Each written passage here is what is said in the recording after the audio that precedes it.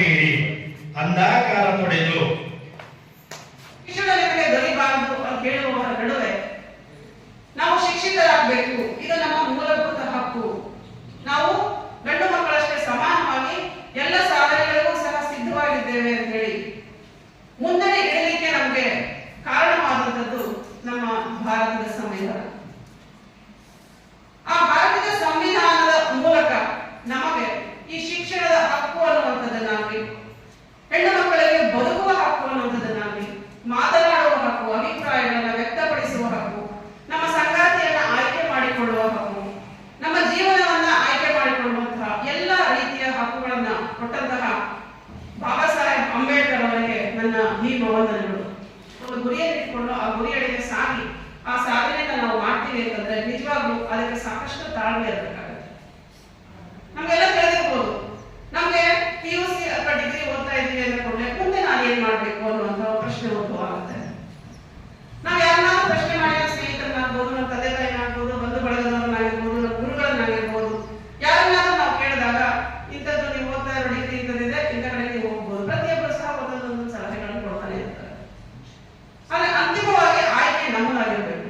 ಯಾಕೆಂದ್ರೆ ಯಾರೆಲ್ಲ ಏನೆಲ್ಲ ಆಗ್ಬೇಕು ಅಂತ ಹೇಳ್ತಾರೋ ಅವ್ರು ಬಂದು ಅಲ್ಲಿ ನಿಲ್ಲಕ್ಕೆ ಸಾಧ್ಯ ಇಲ್ಲ. ಅಂತಿಮವಾಗಿ ಆ ಗುರಿಯಲ್ಲಿ ನಿಲ್ಬೇಕಾದ್ರೆ ನಾವೇ ಆಗಿರ್ತೀವಿ. ನಮ್ಮ ಸಾಮರ್ಥ್ಯ ಏನು ಅನ್ನೋದು ನಮಗೆ ಗೊತ್ತಿರುತ್ತೆ, ಹೌದಲ್ವ? ನಾನು ಡಾಕ್ಟರ್ ಆಗ್ಬೇಕು ಅಂತ ಇಷ್ಟಪಡ್ತೀನಿ. ಮೆಡಿಸಿನ್ ಬಗ್ಗೆ ಏನೇನೋ ತಿಳ್ಕೊಂಡ್ರೆ ನಾನು ಯಾವುದೋ ಕೋರ್ಸ್ ತಗೊಂಡ್ರೆ ಡಾಕ್ಟರ್ ಹೇಗೆ ಸಾಧ್ಯ ಆಗುತ್ತೆ. ನಾನು ಜಡ್ಜ್ ಆಗ್ಬೇಕು ಅಂತ ಇಷ್ಟಪಡ್ತೀನಿ, LLB ಮಾಡಲೇಬೇಕು, ಕಾನೂನಿನ ಬಗ್ಗೆ ಜ್ಞಾನ ತಿಳ್ಕೊಳ್ಳೇಬೇಕು. ಆ ಕೋರ್ಸ್ ಅನ್ನ ಬಿಟ್ಟು ನಾನು ಬೇರೆ ಏನೋ ಕೋರ್ಸ್ ಮಾಡ್ಕೊಂಡ ನನ್ನ ಗುರಿ ಮಾತ್ರ ನಾನು ಜಡ್ಜ್ ಆಗಬೇಕಿದೆ ಅಂತಂದ್ರೆ ತಲುಪಲಿಕ್ಕೆ ಸಾಧ್ಯ ಆಗುತ್ತಾ? ಸಾಧ್ಯ ಆಗೋದಿಲ್ಲ. ಹಾಗಾಗಿ PUC ಮುಗಿತಾ ಇದ್ದಾಗ ನಮಗೊಂದು ಗುರಿ ಇರಬೇಕು. PUC ವರೆಗಿನ ಆ ಏಜ್ ಏನಿದೆ ಸಾಕಷ್ಟು ಚಂಚಲತೆಯಿಂದ ಕೂಡಿದಂತಹ ಮನಸ್ಸಿರುವಂತಹ ಏಜ್. ಆ ಒಂದು ಹಂತವನ್ನು ದಾಟಿ ಮುಂದೆ ಬಂದ ನಂತರ ಡಿಗ್ರಿ ಓದುವ ಪದವಿ ವ್ಯಾಸಂಗಕ್ಕೆ ನೀವೇನ್ ಬರ್ತೀರಿ, ಆಗ ಜೀವನ ನಿಮ್ಮ ಕೈಯಲ್ಲಿರುತ್ತೆ. ಸಾಕಷ್ಟು ವಿಚಾರಗಳು ಅಲ್ಲಿವರೆಗೆ ನಿಮ್ಮ ಅನುಭವ ಬಂದಿರುತ್ತೆ. PUC ವರೆಗಿನ ಏಜ್ ಇಡೀ ಪ್ರಪಂಚದಲ್ಲಿ ಏನೇ ಆದ್ರೂ ನಾನು ಗೆದ್ದು ನಾನು ಅದನ್ನು ತಗೊಂಡ್ ಬರ್ತೀನಿ ಅನ್ನುವಂತಹ ಆ ಉತ್ಸಾಹ, ಬಿಸಿ ರಕ್ತ ನಿಮ್ಮಲ್ಲಿರುತ್ತೆ. ಅಂತಹ ಸಮಯದಲ್ಲಿ ದಾರಿ ತಪ್ಪಿಸೋರು ಸಾಕಷ್ಟು ಜನ ಸಿಗ್ತಾರೆ. ಆ ಎಲ್ಲವನ್ನು ನಿವಾರಿಸಿಕೊಂಡು, ನಿಮ್ಮ ಮಾರ್ಗವನ್ನು ನಿವಾರಿಸಿಕೊಂಡು ನಾವು ಮುಂದೆ ಸಾಗಿ ನಮ್ಮ ಗುರಿಯನ್ನ ತಲುಪುವಂತಹ ಒಂದು ಕ್ರಮ ಇದೆಯಲ್ಲ, ಅದು ನಮ್ಮ ಜೀವನದಲ್ಲಿ ಬಹಳ ಎತ್ತರಕ್ಕೆ ನಮ್ಮನ್ನು ಕರ್ಕೊಂಡು ಹೋಗುತ್ತೆ. ನಾನು ಜಡ್ಜ್ ಆಗ್ಬೇಕು ಅಂತ ಹೇಳಿ ತರಬೇತಿ ತಗೊಂಡದ್ದಾಗ್ಲಿ ಅಥವಾ ಬೇರೆ ಯಾವ್ದಾದ್ರು ಇತರ ಕೋರ್ಸ್ಗಳನ್ನ ಅಟೆಂಡ್ ಮಾಡಿದ್ದಾಗ್ಲಿ ಯಾವುದು ಮಾಡಲಿಲ್ಲ.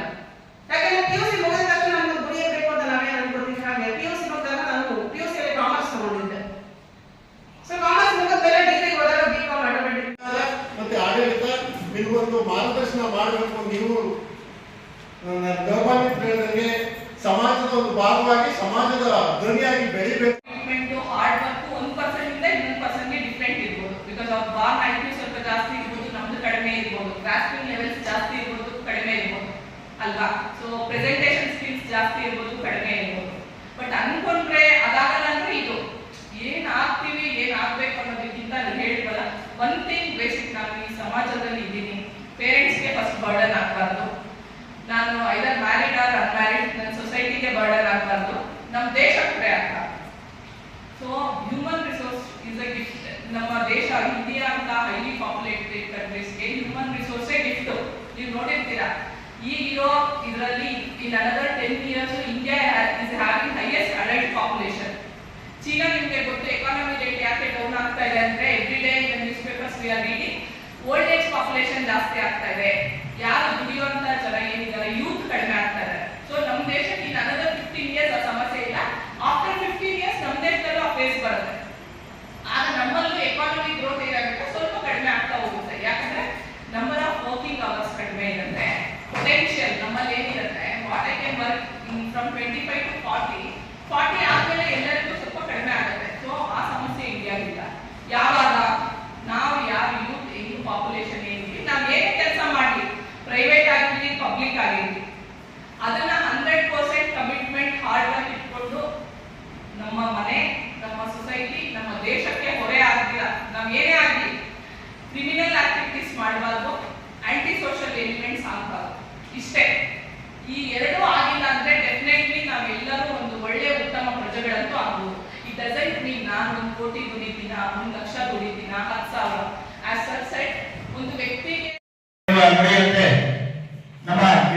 ಈ ತಹಸೀಲ್ದಾರರಿಗೆ